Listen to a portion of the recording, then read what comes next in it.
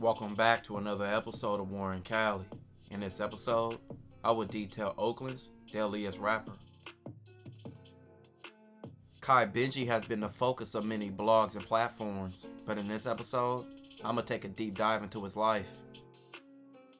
Kai was born Makai Adams on November 5th, 2004, and will grow up in Oakland, California.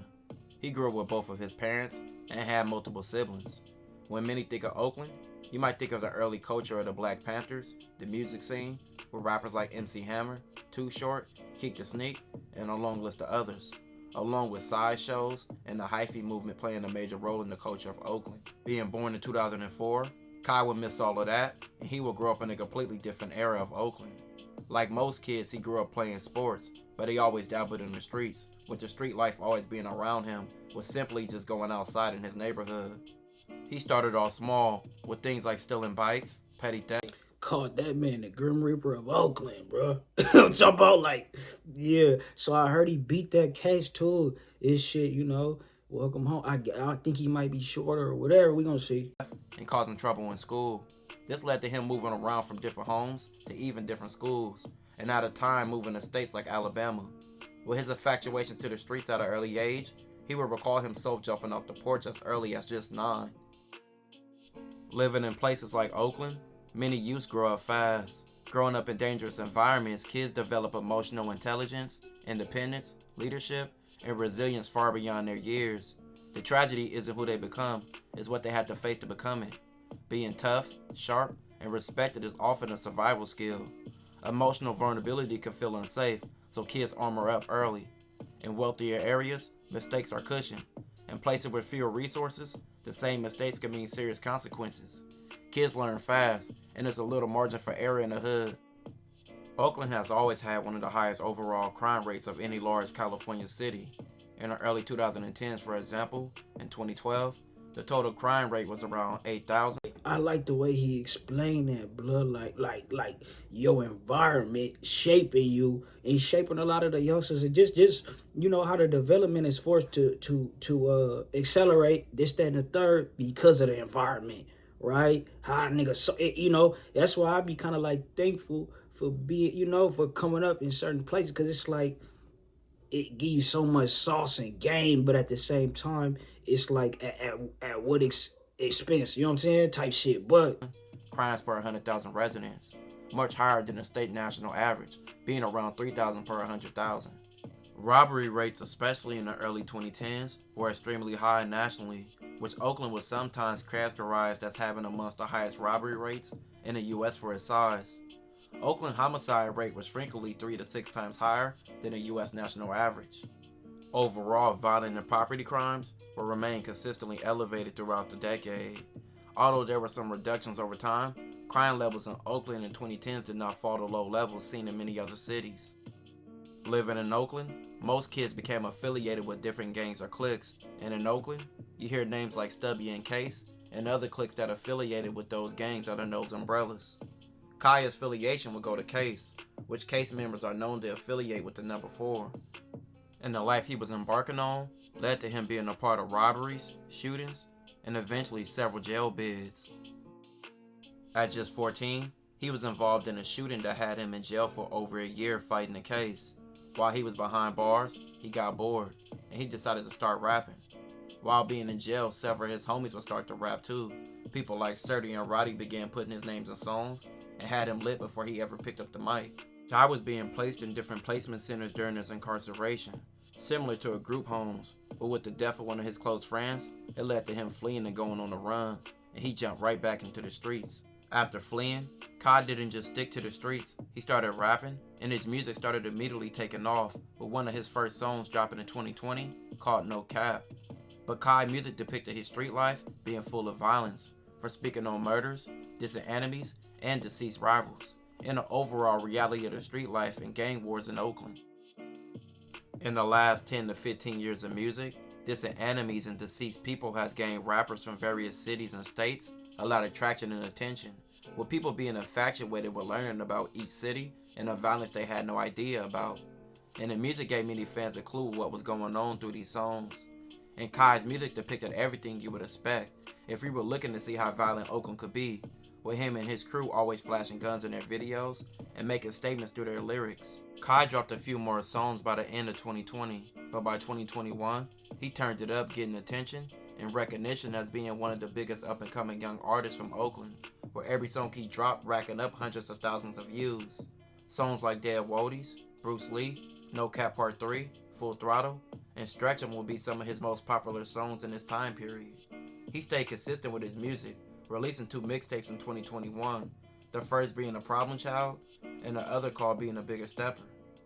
But his music created more issues. He was getting dissed in songs just as much as he was doing dissing. Countless of rappers from opposing hoods was dissing Kai, with the likes of... And speaking of this, I ain't gonna just sit here and act like I ain't stumbled across. Look, I just seen Lil Red. Him and Kai, they been at odds for quite some time. It's senseless. Oh, I gotta say it, bro. But I seen him post some shit about Lil Kai and feel me. It was some some questionable activity a little bit. Whatever, how you, bro? Names like Cold Game and others. Nigga, we on you too if you come with him. Run it to him in the can, bet I scuff niggas. Turning down shit, I got something for you tough niggas. Kai, Benji, and that bitch running scared. Ran out killers, but for real, these niggas ham. That nigga ride straight Kai, he took his pole and see and drop ski. Go ask Monty. But just as the momentum from his music was building, Kai would be back behind bars for 2 felony convictions for evading police and assault with a deadly weapon. And by the end of 21, this killed the music push he created. Kai wouldn't be back on the streets dropping music until 2024, doing a stretch of almost 3 years. Since you've been down and everything, like, what's been going on? I was beating ass on phone now. I ain't gonna lie though. One got me though. One nigga beat my ass, but after that, y'all know how I get, man. I was beating ass in that motherfucker on phone now. Beating ass. Oh, my mom, since you... And I was getting hella high in that. I had WI.G, perks, everything you could think of on my baby. Ask about me in that juvenile hall. You ain't had no weed. You ain't had no weed at the juvenile hall, bro. I ain't trying to hear it, bro. You had some syrup and some pills and whatever they give you in the pill line, bro. You ain't had no tree, bro, there, bro. Feel me now, but it's possible, though. Like, you know how they fuck. Now back on the streets as a grown man, he still didn't change his ways. He still dissed ops in his music, but stayed consistent, dropping a host of songs. His first song since being out was 4th Day Out, and it was released in September of 2024. He was always known for having some of the most disrespectful lyrics in his songs. Since his release in 2024, he only got worse. Since he was in jail, the politics in Oakland got a lot deeper. It wasn't just Oakland gangs going against each other. Other cities nearby would start beefing with certain gangs throughout the Bay, or gangs from other cities would start to click up together, making new alliances, causing many gangs to beef with other gangs from other cities. So Kai would now be going at gangs in San Francisco and Richmond, but beefing was nothing new to him, and this would go as far as cities and gangs from hours out. But Kai and his crew connected with other gangs from other cities, like Tear It Off in San Francisco, crews in Stockton like EBK, and the Apes in Sacramento. Kai dropped his first album since his jail bid in November of 2024, called All For Re Benji, but the music never kept him out the streets. You can see him often on his block, and even going live with his ops like Little Red, who both of them were known for dissing each other in their songs. They would go live about who was the most active in the streets. What came after that? Like, for real, like, for real though, bro. Nathan. Like, don't play like you don't know, bro. Nathan at all. Forget, I'm the reason for shit.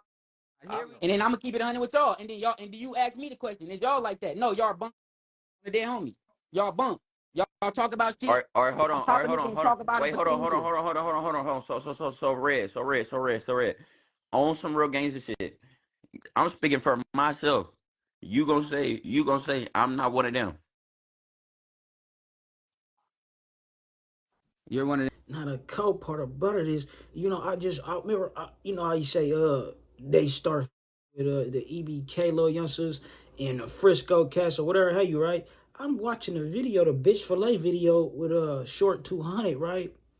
And cause that's the thing, like in that little vlog they just did, they was talking about how like J-Bo used to be cool with them and was with Cold Game and Short 200, right? But long story short, I end up seeing EBK little play in the Bitch Filet video, throwing up the tools and hella shit. I'm like, oh, that's crazy. You know, because, you know, they was cool with them at a point in time, but I just ain't see it. Ain't hella documentation, though. And rappers.